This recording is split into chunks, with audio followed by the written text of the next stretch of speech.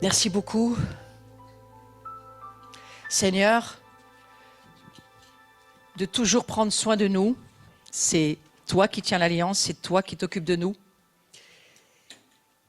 Et de nous encourager à ne jamais rester au bord de la route, mais à continuer à marcher sur ce chemin que tu es, Jésus. Encourage chacun. Que ton nom soit glorifié dans notre cœur, dans notre vie, dans nos familles, dans nos maisons. Et que nous puissions, le jour où nous verrons le prophète Malachi lui dire, tu vois, nous avons célébré sa gloire. Et nous avons prié pour que la bénédiction, non seulement nous en soyons le message, mais que ceux qui sont autour de nous, ils ont pu eux aussi recevoir la bénédiction de Dieu pour leur vie. Amen. Mon sujet va aller et continuer d'aller sur la gloire, parce que je crois que c'est là où Dieu nous demande d'aller cette saison. Je ne sais pas si vous avez lu on va dire la parole prophétique qui s'est levée tous ces jours. C'est surtout, je crois, celle dont on peut tenir compte, c'est celle d'Alain Caron, qui est très importante dans le temps de transition. Il y a un petit livret qui s'appelle Transition. Et vous pouvez trouver cette parole qu'il a donnée pour ces jours. Et cette transition, c'est quoi? C'est que nous avons besoin de comprendre ce que Malachi a libéré ce matin dans ce lieu. Je n'attendais pas cette parole. Je suis tombée, entre guillemets, par hasard, sur ce passage de Malachi. Et le Seigneur a mis mes yeux dessus en disant, c'est pour ça que je te demande ce matin de libérer ma grâce. Ma grâce, c'est-à-dire, la grâce c'est la bénédiction, par excellence. Elle se libère lorsque nous célébrons la gloire de Dieu. Mais ce mot gloire, c'est pas facile à comprendre. Et c'est on va dire un sujet sur lequel nous sommes en train tous d'aller. C'est une expérience qu'il faut, je crois, dans laquelle il faut vivre, il faut rentrer dedans. Mais si nous ne la comprenons pas, nous n'y rentrerons pas. Il y a besoin de la révélation du Saint-Esprit pour ces jours, pour comprendre par l'esprit, je ne parle pas de cérébral, mais par l'esprit, mais l'intelligence, ça sert aussi, pour que nous puissions suivre le Seigneur où il veut nous emmener avec lui.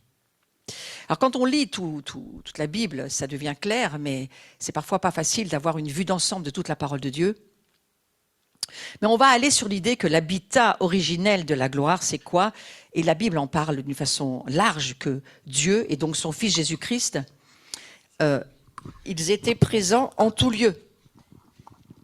Présent en tout lieu, c'est-à-dire Dieu omniprésent, c'est la raison pour laquelle toute la terre, tout l'univers et tous les univers parallèles, s'il y en a, j'en sais rien, mais s'il y en a en tous les cas, eh bien, Habakkuk, le prophète de on va dire la fin des temps, parce que c'est un prophète de la fin, pas des temps d'aujourd'hui, mais de l'ancienne période, de cette période, on va dire, de l'ancienne alliance. Vous allez voir que on ne parle pas tant de la gloire que ça, parce qu'elle est vécue au début de la Genèse. Mais ensuite, il y a un temps où les choses se mettent en pause, et puis on voit tous les petits prophètes qui appuient sur la gloire. Et si vous lisez les petits prophètes, vous allez voir, Habakkuk, qu'est-ce qu'il dit? Il dit que la terre sera remplie de la connaissance de la gloire de Dieu. Elle est remplie déjà de la connaissance de la gloire de Dieu, la révélation de la gloire de Dieu. Regarde la création et tu vois la gloire de Dieu. Qui a pu faire une telle création à part Dieu? Dans le jardin d'Éden, lieu de séjour initial de l'homme, il n'y avait absolument aucune séparation entre Dieu et sa création. C'est ça que j'aimerais qu'on puisse retenir au début. Aucune séparation. Et nous revenons, nous fermons la boucle et nous cherchons à ce qu'il n'y ait plus de séparation. Et ça fait des centaines d'années qu'on entend l'Église prier, crier, gémir. La création soupire après la révélation des fils de Dieu. Mais quand est-ce que les fils de Dieu vont avoir la révélation? Qu'en fait, c'est grâce à Jésus qu'il n'y a plus de séparation. Sauf que nous vivons comme si elle était toujours là, cette séparation. Nous pleurons pour la grâce alors que nous sommes grâce, puisque nous sommes Christ en nous. Donc il y a besoin d'aller plus loin, de demander la grâce au Saint-Esprit de la révélation dont nous avons besoin pour voir ce que Dieu a déjà accompli il y a bien longtemps, que sa gloire est là et qu'elle est en nous. Pourquoi nous en avons si peu? Il y a beaucoup d'explications. Mais l'important, c'est déjà de comprendre cela. Le ciel, cette résidence invisible, immatérielle du Créateur, elle était accessible depuis la terre, qui était le lieu de la résidence des êtres créés. Nous sommes des terriens, mais sachant qu'au début, les cieux et la terre n'étaient pas séparés et les deux vivaient en harmonie. Le céleste et le terrestre se côtoyaient étroitement. Ils s'interpénétraient, on pourrait dire ça comme ça. C'est-à-dire que, comme nous, aujourd'hui, regardez, nous sommes là, mais nous ne sommes pas de ce monde, et pourtant nous sommes là. Jésus dit, je suis ici, mais je suis aussi en haut. Comment il fait? C'est la vraie réalité qui se trouve dans l'invisible. Ne vivez pas comme des gens terrestres. Vous n'êtes plus seulement des êtres terrestres. Vous êtes des êtres spirituels. Et lorsque nous sommes ici, nous ne sommes pas ici. Nous ne sommes pas seulement ici. Nous sommes en haut, là où Dieu se trouve, dans la salle de son trône.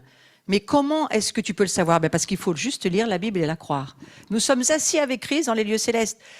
Le « avec » est même discutable, puisque certaines traductions grecques disent « assis comme Christ », en Christ. C'est beaucoup plus qu'avec lui. C'est nous sommes lui assis, avec lui aussi, comme lui il est, nous sommes. On n'a pas de mots pour expliquer, on a juste la foi pour croire. Qu'est-ce que ça veut dire que tu es en Christ? Qu'est-ce que ça veut dire qu'il est en toi? Si ce n'est de croire par la foi ce que Dieu dit. Mais dans tes raisonnements humains, ça va être très difficile à expliquer. Donc de même que l'air que l'être humain respire, il était d'une part d'ordre naturel, à l'image de l'air que nous connaissons aujourd'hui, mais cet air naturel, il était en même temps entremêlé de le ruach, l'air de Dieu. Et donc il vivait, avant la chute, dans un air glorieux. Mais c'est ce que nous retrouvons ici lorsque nous élevons nos hautes louanges, nous donnons naissance à de nouvelles louanges à chaque dimanche, parce que c'est le jour où nous nous réunissons, mais ça peut être un autre jour bien sûr, et ça peut être ailleurs bien sûr. Et Dieu vient et il amène son air, sa respiration, et il entremêle le terrestre et le céleste. Voilà une manière d'expliquer la gloire de Dieu dans son habitat originel. Je ne sais pas vous, mais moi je me languis de ça chaque semaine. J'attends ce moment, vous allez me dire, mais tu peux le vivre chez toi aussi. Oui, mais ça n'a pas du tout le même impact, ni le même poids. Le kavod, la gloire, la définition du mot gloire, c'est le mot poids. Quand on dit de quelqu'un, c'est un poids lourd, lui, dans sa section, c'est un poids. Ça veut dire, il est compétent, il est excellent, il s'y connaît. Eh bien, Dieu, lui, c'est le poids. Le poids de tout ce qui existe. Et le mot gloire, ça veut dire, il est le poids. Donc, quand le poids vient, parfois, on voit des gens tomber de leur chaise. Imaginez qu'il se passe quelque chose que vous ne voyez pas. Moi, je suis déjà tombée sous le poids de Dieu. Et c'est toujours transformant. Chaque rencontre avec le ciel transforme ta vie. L'appel du disciple, c'est de se laisser être transformé dans la présence, c'est-à-dire la gloire de Dieu. Donc cette atmosphère de gloire, cet air offrait à l'être humain, ainsi qu'à toute autre créature, une vie, moi c'est mon rêve, dénuée de maladies, dénuée de captivité, dénuée de péché, fragilité, vieillissement, dépérissement, mort, tout ça, ça n'existait pas. Permettez-vous de rêver 2 minutes, cessez d'être rationnel comme ça. Ouais. Rêvez avec Dieu, parce que lui, son rêve, Dieu, il n'a pas abandonné cette idée. Alors on a d'un côté toutes les radios, tout ce qu'on voit, tout ce qu'on entend, et puis on a de l'autre côté les rêves. Est-ce que ça restera un rêve? Non, je crois que Dieu nous invite. Rappelez-vous, n'oubliez pas Malachie, chapitre 2, verset 17, celui qu'on a lu ce matin. C'est ça? Non, je ne suis pas sûre que c'est ça. Malachie 2. Si quelqu'un peut me le mettre sur le fil rouge aussi, ce verset extraordinaire qu'on a lu ce matin. Malachie qui nous dit, si tu ne célèbres pas ma gloire, alors je maudirai ta maison. Tu es appelé à célébrer ma gloire. Et c'est Dieu qui parle. Hein? C'est ça. Malachie 2, verset 2. C'était au début du chapitre, c'est pour ça que je savais que c'était ça. Ouais. N'oubliez pas ce verset. C'est mis dans l'amour, pas dans la condamnation, mais Dieu dit, célèbre ma gloire, célèbre ma grâce, élève qui je suis, aime-moi pour qui je suis un Dieu rempli de grâce, de compassion, de bonté, et c'est cela que je suis. Mais je ne vais pas laisser passer dans ma maison les prêtres qui ne célèbrent pas qui je suis. Alors ils vont, eux, voir que la bénédiction ne sera pas là pour eux. Donc ça compte pour Dieu, ça compte de tenir compte de cette gloire et d'essayer de comprendre et de voir même ce qu'il veut nous révéler à ce sujet. Cette atmosphère de gloire, c'était, puis ça continue d'être aussi aujourd'hui, d'une importance capitale, spécialement pour nous les êtres humains, parce que nous sommes créés à l'image de Dieu.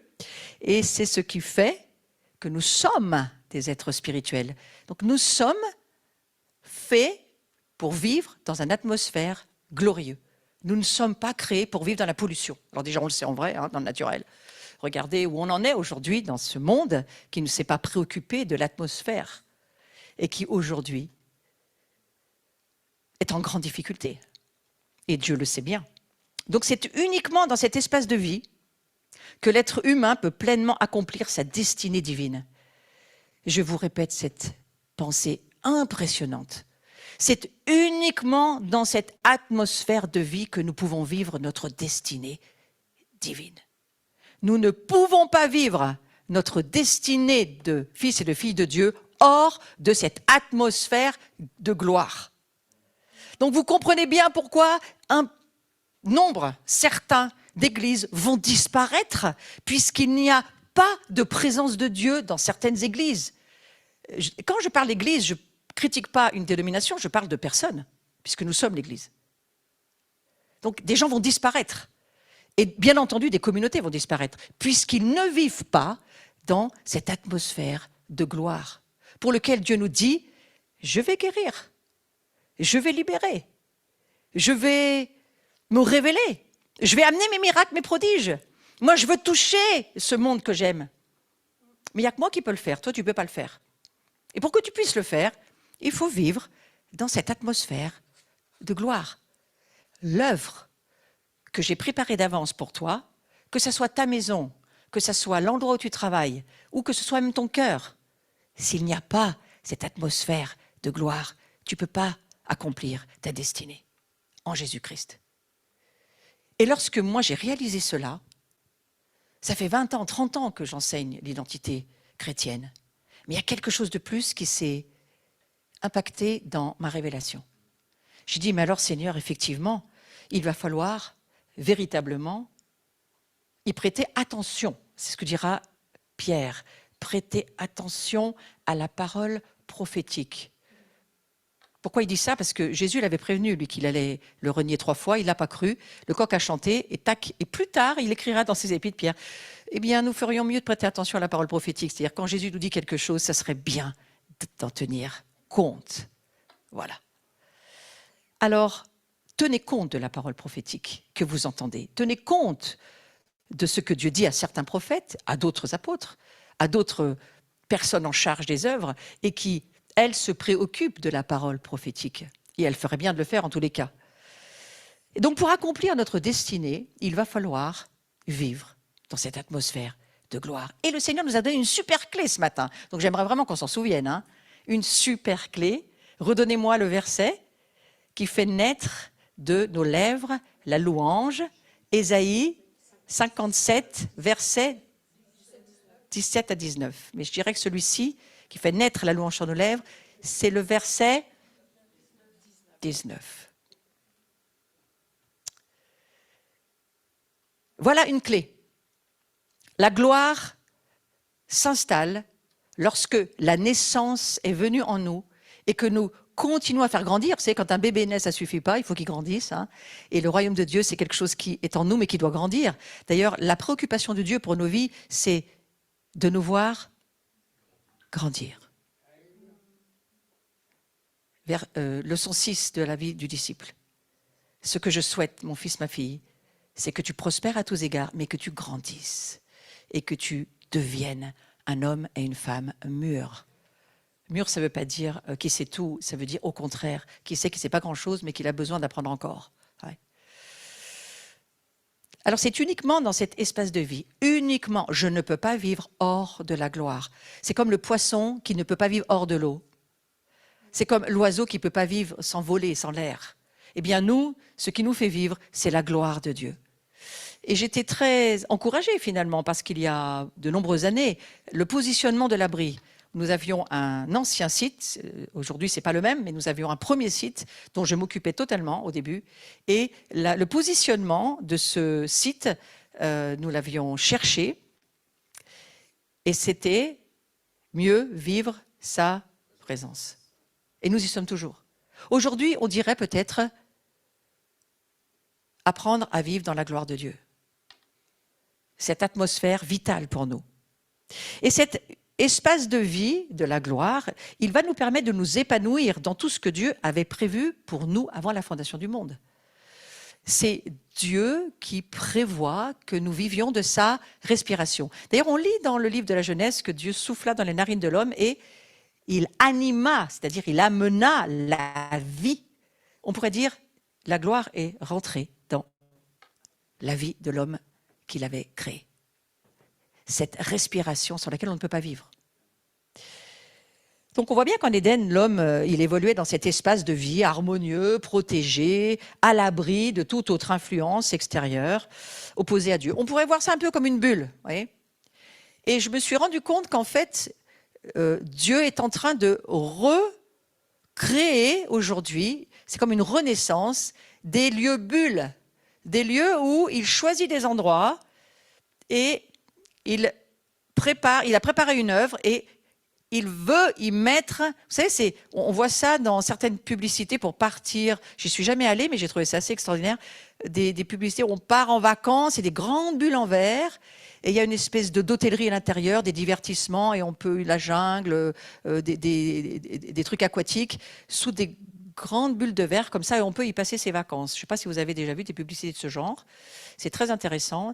D'ailleurs, en Arabie Saoudite, ils vont bientôt créer une vie linéaire, comme ça, comme une espèce de bulle en ligne, où, je crois, 9 millions de personnes pourront vivre uniquement dans cette atmosphère.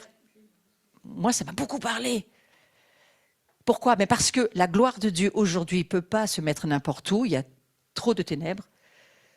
Mais Dieu choisit ces saints, ces sacrificateurs, des personnes qui portent cette sainteté, qu'il met ensemble et qui créent une bulle. D'ailleurs, Ésaïe le dira, tu places un dais au-dessus de nous et tu nous protèges.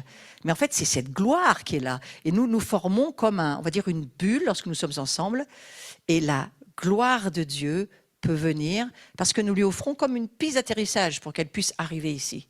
Et plus il y a de communion fraternelle, plus il y a de relations entre le Créateur et les créatures, plus nous revenons dans l'Éden, plus la gloire peut s'intensifier. Vous comprenez pourquoi il faut y travailler à cela. Alors bien sûr que la vie des hommes provenait de la gloire et s'accomplissait dans la gloire et convergeait vers la gloire. Tout était pour la gloire. Aujourd'hui, il faut que cette pensée revienne. Nous sommes ici pour célébrer la gloire, pour que tout tourne autour de la gloire et tout converge vers la gloire, c'est-à-dire vers Dieu. La perte de la gloire, à l'époque de l'Ancien Testament, je vais y aller un peu vite, mais je trouve que c'est très intéressant, j'ai pris quelques notes de ce que j'ai compris de là où j'en suis. Romains chapitre 3, verset 23, « Il n'y a point de distinction, car tous, en étant empêchés, sont privés de la gloire de Dieu. » En fait, nous péchons tous. Nous sommes tous pécheurs. Et nous sommes donc tous privés de la gloire de Dieu. C'est ce que dit Romains chapitre 3, verset 23. La vérité selon laquelle toute la création est pleine et remplie de la gloire de Dieu n'est pas altérée par cela. Habakkuk l'a dit, la terre est remplie de la gloire de Dieu, sauf que tous les hommes ont péché, sont privés de la gloire de Dieu. Et donc Dieu va avoir un plan pour ramener sa gloire. Et ça n'a jamais quitté son esprit que tout va converger vers cette gloire. C'est pourquoi Malachie dira, vous, ma prêtrise, célébrez ma gloire, parce que ma gloire, elle arrive, elle vient. C'est pas ce que vous voyez, c'est ce que je dis qui compte. Aujourd'hui, il faut bien se le rappeler. Donc depuis la chute, il y a un voile, on parle beaucoup du voile, et ça m'a intéressé d'y passer quelques temps dans mes notes. Depuis la chute, il y a un voile spirituel, invisible aux yeux humains, qui scinde le terrestre et le céleste. Il y a ce voile. On dit, il faut passer ce voile et le déchirer, ce voile. Alors on va en parler quelques minutes. Ce voile prive, de ce fait, la création non rachetée d'une quelconque perception de la gloire, qui provoque une rupture. Et donc, on dit bien que sur les Juifs, il y a un voile. Ils ne voient pas leur Messie pour le moment. Mais sur la création non rachetée, il y a un voile. Ils ne voient pas du tout la gloire qui est là. Ils ne voient pas ce qui est glorieux. Le monde non racheté, il vit dans son âme d'animal. Et s'il ne mange pas bien et qu'il ne dort pas bien et qu'il n'est pas à son aise, il va râler tout le temps. Ça, c'est l'âme de l'homme, l'homme animal. Sauf que nous sommes des êtres spirituels. Nous sommes appelés à voir au-delà de nos yeux, dans le visible, l'invisible de Dieu qui est écrit dans sa parole. Et la gloire, elle se trouve là. Les réalités sont dans l'invisible. Donc ce voile qui prive la création non rachetée ne devrait pas priver la création rachetée. Donc ce voile, il est déchiré. Il s'est déchiré au travers de Christ. Donc les conséquences liées à cette séparation de l'être humain d'une vie dans cette atmosphère de gloire, eh bien, ça a été dramatique, parce que qu'est-ce qui s'est passé ? Regardez ce qui se passe autour de vous. Plus on s'est éloigné de l'Éden et de cette atmosphère de gloire, et plus les conséquences ont été accentuées. Et on est au presque paroxysme de là où nous pouvons aller. Regardez, il n'y a presque plus d'air pour vivre. Si vous faites le bilan de l'écologie, il n'y a plus qu'à aller se pendre, parce qu'on ne voit pas très bien tout ce qu'on pourrait faire. On dit même qu'on ne peut pas. On fera de notre mieux, mais ça ne changera pas grand-chose. Mais c'est un signe pour nous, parce que nous vivons dans une bulle de gloire. Et que là où les autres ne peuvent pas respirer, toi, tu vas pouvoir respirer et tu vas pouvoir leur donner de la respiration. C'est ça la louange et l'adoration. C'est lorsque tu amènes des personnes qui sont en état de suffocation à cause de l'épaisseur des ténèbres dans leur vie et qui tout à coup reprennent de l'oxygène. Et alors, la vie revient. Et c'est bien ce que Dieu veut pour ces personnes-là. Donc le processus de vieillissement de la mort a été très accentué et progressif depuis cette dramatique conséquence de séparation de l'atmosphère de gloire et de l'humanité. Et à cause de ça, vous pouvez rajouter tous les malheurs qui sont autour de nous, mais ça va de la jalousie jusqu'au meurtre. Et ça a commencé, bien sûr, par Caïn et Abel. Première histoire. Le voile s'est mis et ils n'ont plus pu voir la gloire de Dieu. J'espère que vous comprenez que nous avons besoin de demander beaucoup plus de cette gloire. Nous ne pouvons pas penser qu'on voit correctement. Mais nous commençons, c'est pour ça qu'Alain Caron parle de transition, nous commençons à voir et à comprendre par la révélation nos besoins aujourd'hui. Il y a une église qui pourra complètement baisser les bras, abandonner et ne plus voir rien faire. C'est l'église qui a encore au fond d'elle l'idée qu'elle a quelque chose à voir dans la rédemption. Alors, l'Église qui pense qu'elle a quelque chose à voir dans la rédemption, qu'elle a quelque chose à voir dans les miracles, les signes, les prodiges, qu'elle a quelque chose à voir, elle a mis encore de son ego dans ce qu'elle fait, ça va être très compliqué pour ces personnes-là. Jésus s'est abaissé, il a laissé ses gloires dans les cieux et il est venu en se dépouillant, en vivant cette kénose, en se dépouillant, il est venu nous montrer le chemin. Le chemin, c'est que lui, il fallait qu'il laisse ses gloires et qu'il prenne l'horreur de tout ce que nous sommes hors de Dieu, hors de la gloire de Dieu. Nous sommes ténèbres. Je vous l'ai souvent prêché ici dans cette assemblée. Nous n'avons pas un peu ténèbres, nous sommes ténèbres jusqu'à ce que Christ prenne cette nature perdue, déchue éternellement pour nous donner sa nature à lui, qui est une nature éternelle de vie, dans laquelle il faudra grandir, bien sûr.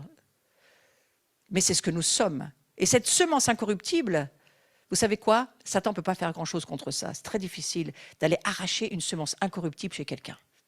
Donc la personne vivra peut-être moins longtemps, la facture du péché sera très lourde pour certaines personnes, mais il y a quand même beaucoup de gens qui peuvent être sauvés. Peut-être par le feu pour certaines, mais sauvés. Ceci dit, à l'époque de Noé, on va faire très très vite un petit bilan comme ça très rapide. Moi, je vais vous donner une idée générale de l'histoire de la gloire. À l'époque de Noé, la déchéance, la méchanceté avait pris une telle ampleur que sans forme de procès, Dieu va entreprendre de faire cesser les choses. Vous connaissez tous l'histoire plus ou moins. Tout recommencer à zéro à partir de Noé et de ses descendants.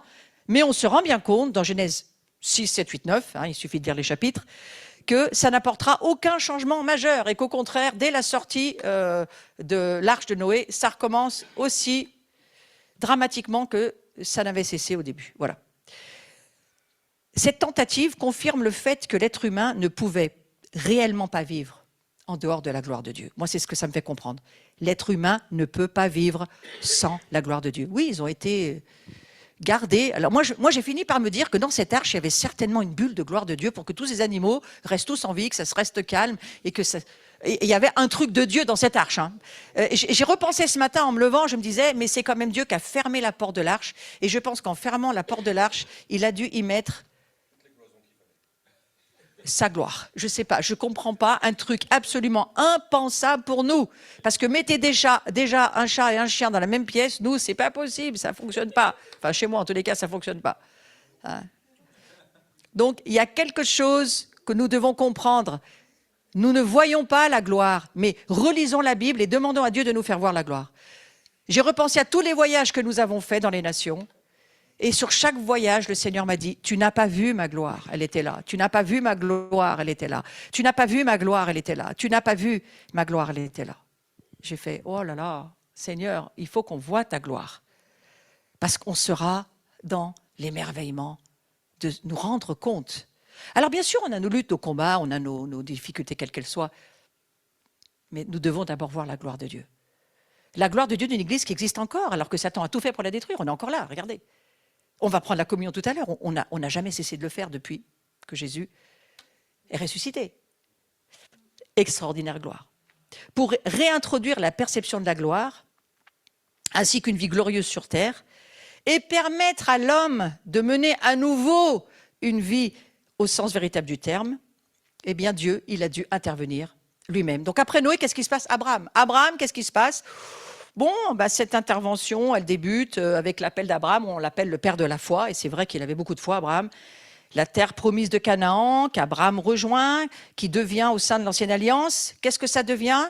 Ça devient la première ombre de cet espace de vie dans la gloire de Dieu. Et ça, c'est quelque chose que j'ai aussi vu en relisant ma Bible dans cette saison.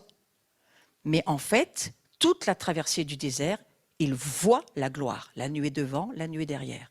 Waouh! Il faut quand même comprendre ça. En vrai, il voit en vrai la colonne, le jour et la nuit de feu, il la voit. Donc c'est l'ombre de quelque chose que Dieu essaye de ramener sur la terre en faisant comprendre qui il est. Finalement, c'est Abraham qui sillonne le pays dans toutes les directions et il finit par s'y installer. Qu'est-ce que ça veut dire? Nous aussi, c'est l'ombre des choses à venir, nous devons, nous aussi, comme Abraham, nous installer dans la gloire. Wow, est-ce que vous dormez ou est-ce que c'est trop long? Abraham, il s'est installé dans la... Qu'est-ce qu'il a dû faire avant de s'installer dans la gloire? Sillonner le pays, marcher, prendre possession. Tous, là où tu marches, tu es en train de prendre possession de la terre que Dieu te donne. Mais ensuite, il faut te sédentariser dans cette gloire, apprendre à vivre et à voir comment ça fonctionne avec Dieu. Mais nous sommes sur le chemin. Ensuite, pour nous, dans la nouvelle alliance dans laquelle nous sommes, eh bien, sédentarisons-nous dans cette gloire. Moïse, il a dû faire sortir le peuple d'Israël, tout le monde le sait ici. Ils étaient nombreux, certes, mais très éloignés du pays promis, très éloignés, parce qu'ils étaient en terre d'Égypte. Et Dieu a dû reconduire Moïse, sortir, tout le monde connaît cette histoire de la Pâque, sortir de l'Égypte pour revenir dans la terre promise. Qu'est-ce qui s'est passé? Eh bien, je crois que le Seigneur, il a percé souverainement le voile qui demeurait immuable entre les hommes et la gloire de Dieu depuis la chute. Qu'est-ce qui se passe à ce moment-là? Et il y a quelque chose qui se passe. Il y a juste qu'à un moment donné, il va percer la porte où ils étaient enfermés en Égypte pour les faire revenir, on pourrait dire la terre promise, c'est-à-dire la terre d'Éden.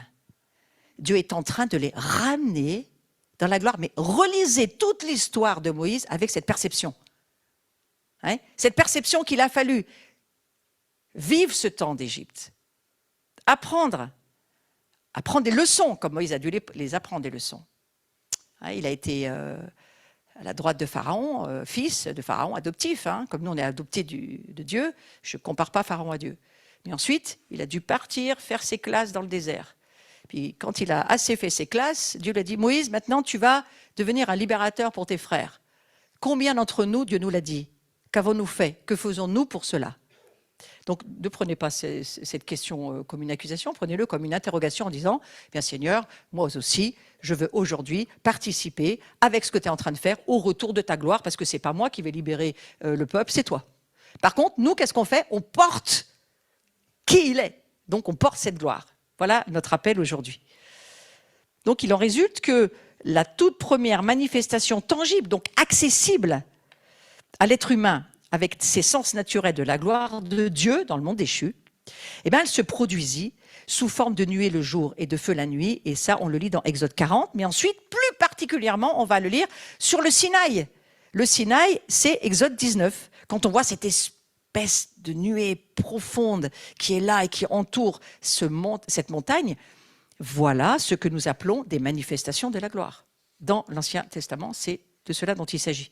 Cette gloire de Dieu visible, ils la voyaient à l'œil nu. C'est aussi pour ça qu'ils avaient peur. Et que Moïse a été très très courageux de monter. Nous on dit ouais, les autres c'était des peureux. Moi je dirais Moïse était extrêmement courageux, avait beaucoup de foi, était l'ami de Dieu et avait une relation qui lui permettait d'aller dans cette fournaise hein, qui se trouvait en haut du Sinaï. Le peuple avait peur. Pourquoi? Parfois, le peuple de Dieu, on voit bien dans la Nouvelle Alliance, on a peur de nous approcher de Dieu. Quand on a, par exemple, une mauvaise semaine, on a beaucoup péché, c'était difficile, on sait qu'on n'est pas super. Eh bien, je crois que c'est là où il faut faire comme ce matin. Il faut rappeler la grâce à Dieu, le remercier, confesser nos péchés et surtout pas nous arrêter là où on en est, mais avancer. Avancer dans la grâce. Frères et sœurs, n'offensez pas la grâce. N'offensez pas la grâce. La grâce, c'est de dire, oh mais non, ces gens-là, ils sont perdus, c'est fini. Ils ont trop péché. Ah non. Regardez, tous les exemples dans la Bible nous disent le contraire. Donc cette gloire de Dieu visible à l'œil nu, elle accompagne, elle guide le peuple d'Israël durant toute sa traversée au désert. Moi, je vous ai fait un raccourci de cette gloire du jardin d'Éden, en passant par l'arche de Noé, en passant par Abraham, en passant par Moïse. Et vous voyez cette gloire qui est là et que Dieu ramène par des signes et des manifestations tangibles. Pourquoi Dieu le fait? Parce que ça l'amuse? Non, parce qu'il est juste en train de nous dire, ça, ce sont l'ombre des choses à venir. Qu'est-ce qui vient? Le Messie. Quand? Lorsque la gloire de Dieu va être ramenée sur la terre par son peuple. Ce fameux grand réveil où Dieu veut faire voir sa gloire, la manifester pour un monde qui va être de plus en plus souffrant, de plus en plus blessé, de plus en plus malade. Et là, Dieu va proposer ce fameux grand réveil dont il est question avec le prophète Joël et qui sera repris aussi dans le Nouveau Testament. Dieu veut ce réveil. Et il cherche un peuple saint qui le croit. Alors saint, ça ne veut pas dire qu'il va falloir qu'on se passe tous les matins à l'eau de Javel et qu'on lise toute la Bible hein, pour pouvoir y arriver. Non, non, ça veut dire un peuple qui croit. Un peuple qui croit que pas nous, mais lui va le faire. Ce n'est pas nous qui allons le faire. Nous, on va juste obéir à ce qu'il nous demande de faire. L'obéissance vaut mieux que les 1 Samuel 15, 23. L'obéissance vaut mieux que les sacrifices. Alors obéissons au Seigneur. Le plein évangile. Je vais vous lire la prophétie d'Habakkuk dans une certaine version que je trouve intéressante. Quand Habakkuk va dire que la terre sera remplie de la connaissance de la gloire de l'Éternel, comme le fond de la mer par les eaux qui la couvrent, ici, il est annoncé pour la première fois que le voile qui avait été créé depuis le péché originel, ce voile qui avait créé une séparation insurmontable, c'était insurmontable entre l'homme et la perception d'une vie de gloire. Là, Habakkuk dit, ce voile, il est tombé. Comment il peut dire ça, Habakkuk? Puisqu'il y a tout ce protocole avec cette loi mosaïque et cette gloire qui se manifeste, mais qu'à certains moments, puis c'est vraiment que pour certaines personnes. Il n'y a pas l'Esprit Saint qui est tombé sur tout le monde, c'est que sur certaines personnes choisies spécialement par Dieu. On voit que certaines personnes sont appelées par Dieu avec une onction spécifique. Par exemple, toutes les personnes qui ont fait le tabernacle. Mais il n'y a pas l'Esprit Saint sur tout le monde. Comment Habakkuk il a pu dire ça? Alors, l'un des derniers prophètes de l'Ancien Testament, Il s'appelle Agé. Et lui, il entrevoit, à travers une vision prophétique, la conséquence de l'accomplissement de la prophétie d'Habakkuk. Et écoutez ce qu'il écrit. Mettez la parole d'Habakkuk, la terre sera remplie de la connaissance de la gloire de Dieu. Parfois, il faut remplacer gloire par grâce. Ça annonce la nouvelle alliance. La gloire, c'est la grâce. Jésus-Christ, il est venu rempli de grâce et de vérité. C'est cette grâce pour sauver le monde. Dieu veut sauver sa famille. Il veut sauver la planète. Il n'est pas venu pour tout détruire. Non, non, non. Et alors, voilà ce que va dire Agé. Encore un peu de temps. Et j'ébranlerai les cieux et la terre, la mer et le sec. J'ébranlerai toutes les nations. Les trésors de toutes les nations viendront. Je remplirai de gloire cette maison, dit l'Éternel des armées. La gloire de ces dernières maisons, au pluriel, sera plus grande que celle de la première, dit l'Éternel des armées. C'est dans ce lieu que je donnerai la paix. Qu'est-ce que Dieu nous a dit ce matin? Cela. Célébrez ma gloire. Laissez naître dans votre vie. Demandez-moi, je ferai naître la louange, quelle que soit la vie que vous menez. Célébrez mon nom. Quelles que soient vos circonstances, célébrez-moi. Et alors, je viendrai, je guérirai, je bénirai, je libérerai. Je ferai ce travail. Et je crois qu'il y a une église qui a pris la place de Dieu, en fait. C'est bien l'onction, on en a besoin. Sauf que si l'onction, c'est pour nous attacher à une personne, on est à côté de l'histoire. Jusqu'à un stade où même moi, j'ai fait partie du leadership des églises, je ne voulais plus que les gens viennent à moi pour que je prie pour eux parce que c'était juste de l'idolâtrie. Et ce n'est pas du tout ce que Dieu veut. Le temps du pasteur qui fait tout, qui est payé pour tout faire, c'est fini, ça ne tient pas debout. En plus, c'est anti-biblique. Mais la maison que Dieu édifie, au travers des pierres vivantes que nous sommes, avec des onctions que Dieu pose sur les uns les autres pour que la maison fonctionne, lisez Éphésiens 4, on est à Éphésiens 1 et 2, en ce moment on va passer à 3 et bientôt à 4. C'est là où on va aller dans notre lecture de ce début d'année. Nous sommes dans Éphésiens, j'espère que vous aviez compris. Et donc, au travers de là, Dieu est en train de nous parler d'une autre manière. Ah oui, mais j'ai déjà lu ces versets, je les connais par cœur. Ah, pas du tout, pas dans la nouvelle gloire dans laquelle nous sommes. Dieu a changé l'épaisseur de tes verres, de tes lunettes. Et tu ne peux pas voir comme tu voyais l'année dernière. Ou alors c'est que tu es en train de pourrir et pas de mûrir. Donc il faut mûrir. Et à partir de là, Dieu est en train de nous dire. En résumé, Dieu n'a d'autre choix, et on le lit dans la parole de Dieu, que de chasser l'homme qui participait à la nature de Satan. Et Jésus le dira dans la Nouvelle Alliance. Il dira, vous avez pour père le diable. Il ne le dit pas qu'aux pharisiens, il le dit à toute personne qui ne reconnaît pas le Messie. Nous étions par nature, ténèbres. Et là, eh bien Dieu va empêcher ce contact qui aurait perdu l'homme éternellement s'il avait laissé les choses en place. Et donc, il va essayer de trouver une solution il a déjà prévue pour que l'humanité ne soit pas perdue éternellement. Et c'est vers la fin de l'époque de l'Ancien Testament qu'apparaissent néanmoins de plus en plus donc, de ces prophètes. Et on le voit, c'est très clair. Relisez tous ces petits prophètes. Ils sont en train de nous dire, la gloire est là. La gloire couvre la terre. Nous la voyons, cette gloire. Et je crois qu'ils voyaient déjà le retour du Messie et ils voyaient déjà la transformation de ce que la gloire permet de nous faire passer des ténèbres à la lumière. Comment c'est possible? Par la puissance du poids de la gloire qui est en train de se faire. Nous le voyons en train d'arriver. J'espère, je souhaite de tout mon cœur que vous puissiez voir cela. Et que vous puissiez concentrer la vision et la perception de votre engagement de chrétien sur ce registre-là, de ce que Dieu veut ramener sa gloire. J'ai amené un certain nombre de titres pour vous montrer le travail apostolique qui est le mien. Ramener la gloire de Dieu, le mandat apostolique, beaucoup prêché par Chuck Pierce, par Robert Edler, qui sont pour nous assemblée de référence. Glory of Zion, c'est une assemblée prophétique aux États-Unis qui aide beaucoup parce qu'ils ont d'excellents prophètes. mais aussi des personnes comme Alain Caron, mais aussi des personnes comme, je ne sais pas, il y a Georg Karl, par exemple. Lisez ce livre, Voyage au cœur de la gloire, ça va beaucoup vous aider à comprendre qu'est-ce qui se passe. Dieu veut ramener sa gloire. Barbara Yoder, on a beaucoup vu, vous savez, on fait des soirées où parfois on ne permet pas à l'Assemblée de se réunir pour la prière parce qu'on dit, mais là, il y a quelque chose d'intéressant, allez l'écouter. Le rôle pastoral, c'est de dire, l'herbe est meilleure à côté, là, pour cette fois-ci, allez-y, il y a quelque chose qu'on doit aller chercher chez les autres. Les autres, c'est ce qui nous embellit, ce qui nous fait prendre du poids de gloire. Il faut aller écouter là où Dieu parle, et c'est pas toujours que chez nous qu'il parle. Merci Seigneur. Les mystères de la gloire, Barbara Yoder. Nous sommes la cavalerie de Dieu, nous sommes des petites communautés qui allons courir pour accomplir les œuvres de Dieu. La France est appelée à être un peuple de cavalerie. Ça tombe bien, on s'est fait offrir une épée de cavalerie par les Anglais. On les bénit, nos chers frères anglais.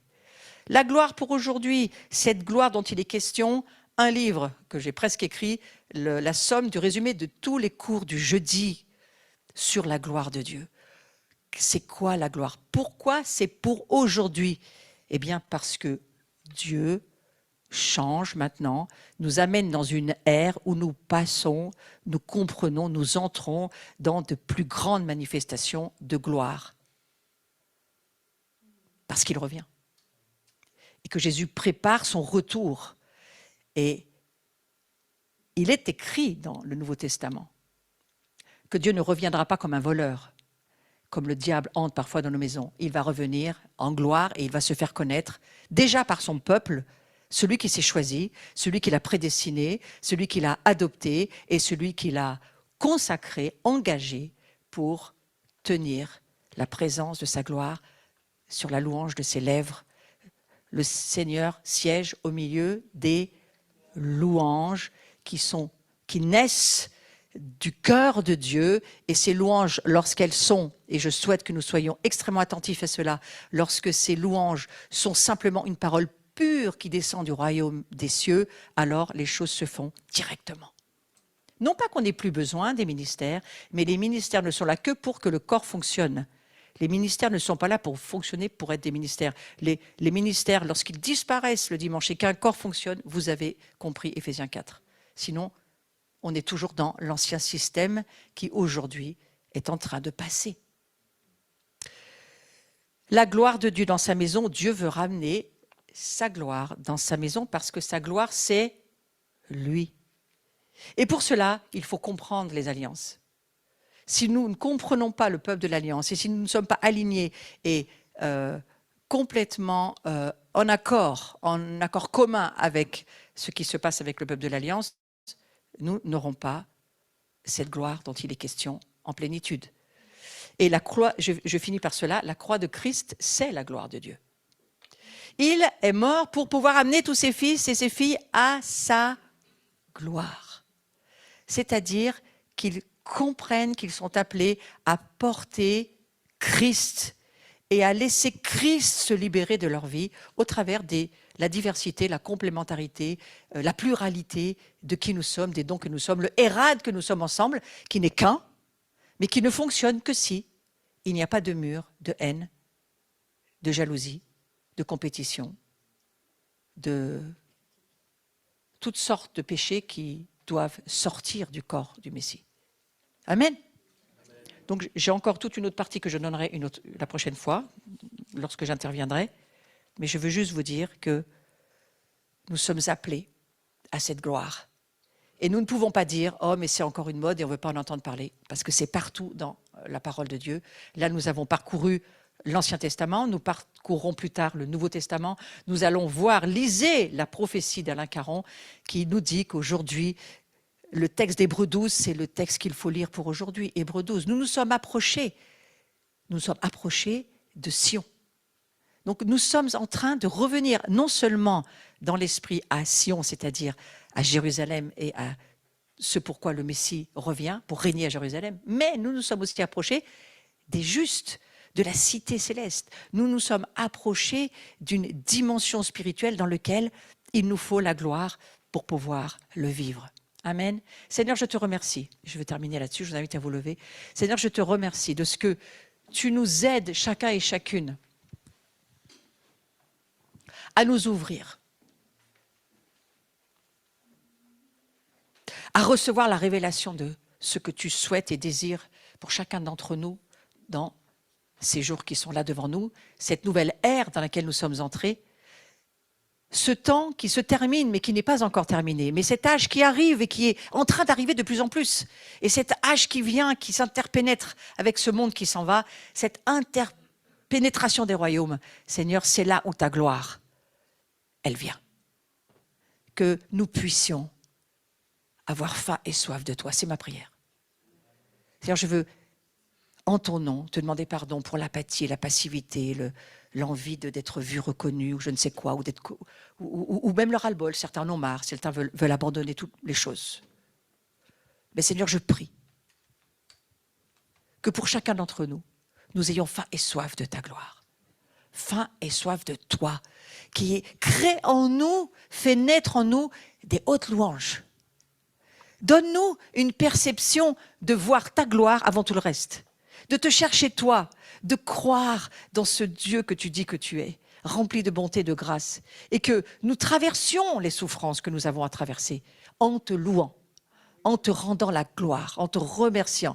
Nous te remercions lorsque nos prières sont exaucées, et si nos prières ne sont pas exaucées, nous te remercions quand même, Seigneur, parce que tu es Dieu, et que tu es souverain, et que tout ce qui se passe est en contrôle de toi. Et que ta gloire,